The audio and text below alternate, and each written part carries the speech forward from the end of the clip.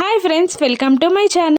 పార్వతితో family అందరూ కలిసి ఒక ఒప్పందానికి వస్తారు. లక్కీని మీతో పంపించాలి అంటే ఒక కండిషన్, మీరు ఒక 3 రోజులు ఇక్కడే ఉండాలి, అప్పుడే పాప మీకు అలవాటు పడుతుంది అని అందరూ ఫోర్స్ చేయగానే ఆ దొంగ పార్వతి మనీషా వైపు చూస్తూ ఉంటుంది. దేవయాని మనీషాని ఇలా అంటుంటుంది, 3 రోజులే కదా, ఉండమని చెప్పు, ఏం కాదు అని అనగానే మనీషా తల ఊపడంతో పార్వతి, అలాగే మీరు అంతలా బ్రతిమిలాడుతున్నారు కాబట్టి 3 రోజులు ఉండడానికి ఒప్పుకుంటున్నాను అని అంటూ ఉంటుంది పార్వతి. ఇక జయదేవ్ నందన్ తనకి గెస్ట్ రూమ్ చూపించమని దేవయానికి చెప్పడంతో అలాగే అంటూ పార్వతిని తీసుకొని మనీషా దేవయాని వెళ్ళిపోతారు. ఇక లక్ష్మి జయదేవ్ నందన్తో తను నిజంగా లక్కీ కన్నతల్లో కాదో అని నాకు అనుమానంగా ఉంది అని అంటూ ఉండగా, ఏంటమ్మా నీకు కూడా అనుమానంగానే ఉందా, తను లక్కీ కన్నతల్లి కాదంటావా అని అంటూ ఉండగా,